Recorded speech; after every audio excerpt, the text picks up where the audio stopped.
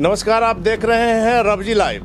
अभी हमारे साथ जदयू के एमएलसी और मुख्य प्रवक्ता नीरज कुमार जी हैं। इनसे जानेंगे इन दिनों जो जदयू और बीजेपी में जो बयानों की तल्खियां तेज होती जा रही है उसमें इनका क्या कहना है। सर, आपका स्वागत है रवजी लाइव में। सबसे पहले सर, इन दिनों जो आप लोग का बयान में इतना ज़्यादा गर्मी आ गया है कि सर्दी के मौसम में भी जो है गर्मी का एहसास हो। देखिए, नीतियाँ और कार्यक्रम की बुनियाद होता है सरकार चलाने के लिए। वह 7 निश्चय पार्ट 2 है, उस पर कोई मतभेद नहीं।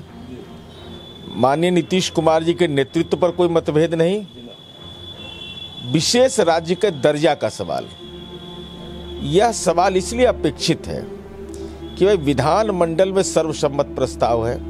जब एनडीए की सरकार बनी तो 2 सप्ताह के अंदर जब भारतीय जनता पार्टी भी सरकार के साझीदार थी तो माननीय मुख्यमंत्री जी ने पत्र लिखा तत्कालीन प्रधानमंत्री को कि हमको स्पेशल स्टेटस और पैकेज दीजिए, और यह विधानमंडल का सर्वसम्मत प्रस्ताव हुआ। हर लोग यह कबूल करते हैं कि भाई बिहार के साथ ऐतिहासिक रूप से अन्याय हुआ है। यह कबूल करते हैं कि जो बिहार ने प्रगति की है उसमें हमारी हिस्सेदारी है। तो जब प्रगति में हिस्सेदारी है और नीति आयोग के जो 12 इंडिकेटर हैं उस पर कुछ एक पर कहा जाता है कि बिहार पीछे है, तो इसका रास्ता क्या है। और आज नई आर्थिक नीति आ गई देश के अंदर में, निजी निवेश होता है तो निजी निवेश के लिए आधारभूत संरचना चाहिए, वो उपलब्ध। और यहाँ तो बिहार में गवर्नमेंट ऑफ इंडिया का भाई फैक्ट्री का सारा भूभाग उपलब्ध है। चले जाइए, मोकामा का भारत बैगन हो, मुजफ्फरपुर का भारत बैगन हो, कटिहार का जूट मिल हो या डालमिया नगर का मिल हो, बहुत सारी जगहों पर है। तो निवेश कैसे होगा आखिर? निवेश के लिए तो विशेष राज्य का दर्जा चाहिए ना। अगर उसको सुविधा नहीं मिलेगी तो क्यों आएगा कोई। और ये कोविड काल में तो और आवश्यक है। हमारे श्रमिक जो दूसरे राज्यों में अपना योगदान देते हैं, अभी चनपटिया में मजदूर मालिक बने हैं। नेपाल, भूटान और कहाँ लोग जाकर के सामान पहुंचा रहे हैं। इसलिए कोई तल्खी का सवाल नहीं है। जब जो सदन में बोला उस पर कायम रहिए। जो विशेष राज्य के दर्जा के पक्ष में वकालत किया, उस वकालत को सुविधा के अनुसार बदलने की परंपरा नहीं बल्कि कायम रहना चाहिए, चाहे यूपीए हो या एनडीए हो। विधानमंडल तो स्थायी चीज है ना। जब यहाँ हमने बोला कि विशेष राज्य का दर्जा चाहिए तो विशेष राज्य का दर्जा हमारा हक है।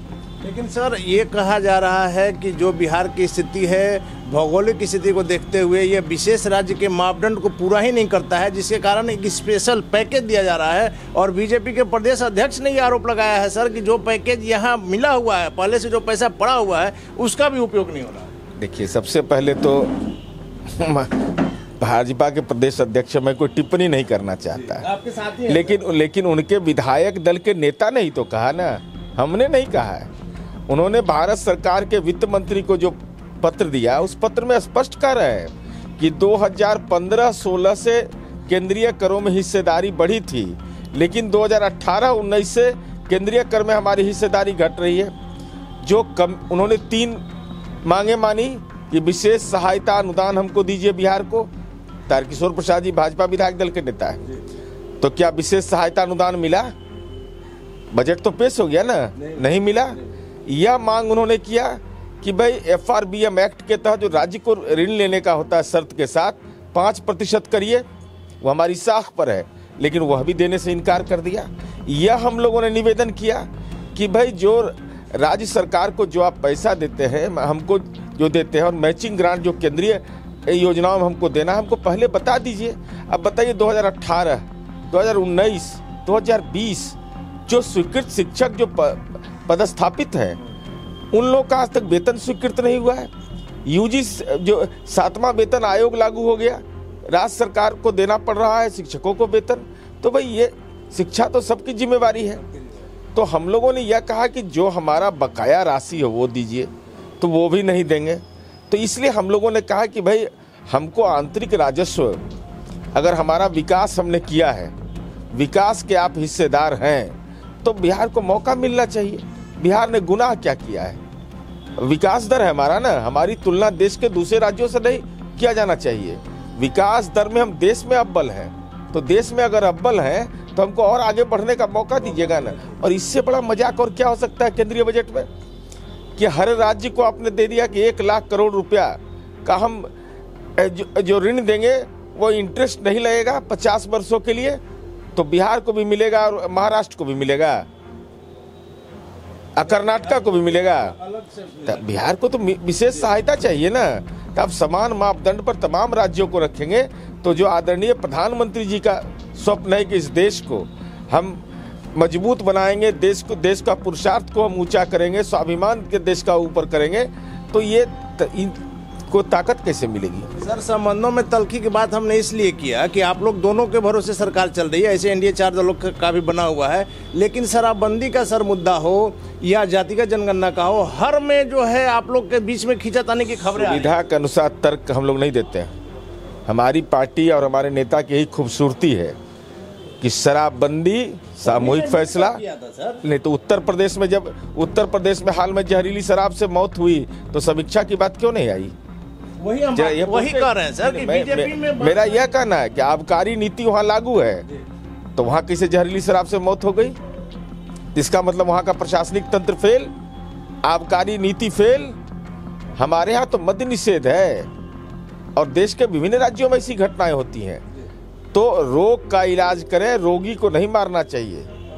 रोग का इलाज करिएगा तो सुधार हो जाएगा। इसलिए मूल विषय चाहे जातिगत जनगणना हो चाहे जो भी हो, अरे जो हम तो बोल रहे हैं कि हम यूपीए की सरकार हो या एनडीए की सरकार हो, हम लगातार मांग करते हैं। हम तो हमेशा कहते हैं कि एक बार बिहारी बन के देखना चाहिए कि बिहारी हम हैं और बिहार ने विकास किया है, तो स्वाभाविक है हमारी आकांक्षा होगी कि हमको मौका मिलना चाहिए।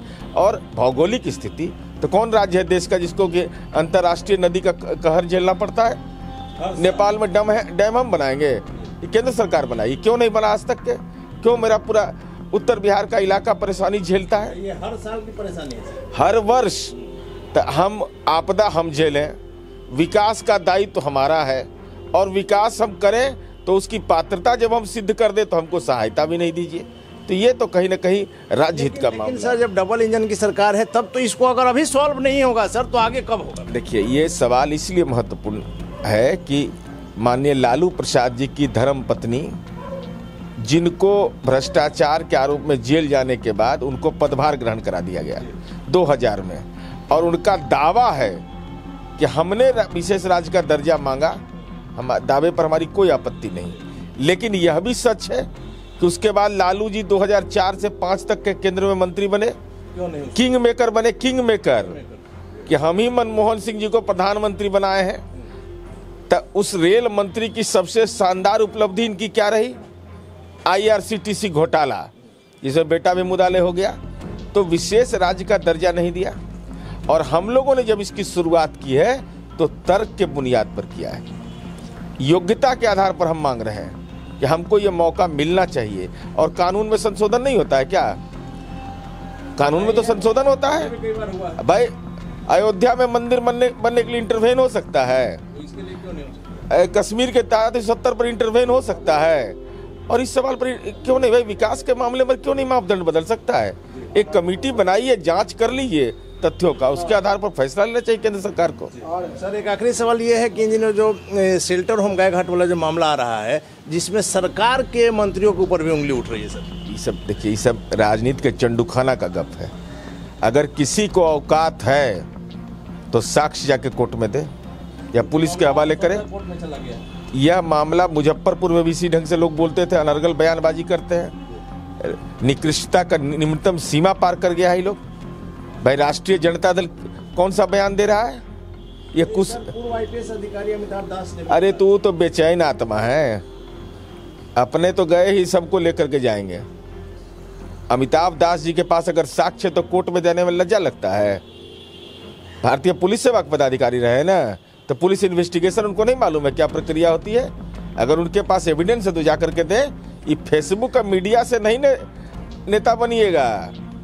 अगर न्याय दिलाना है तो जिसे लालू यादव के खिलाफ हम लोग जाकर के कोर्ट में जाकर के दिए, एविडेंस दिए, वैसे अगर आपको यह लग रहा हो कि हम भारतीय पुलिस सेवा के पूर्व पदाधिकारी हैं, हम परम ज्ञानी हैं, तो पुलिस इन्वेस्टिगेशन का आपको जानकारी नहीं है?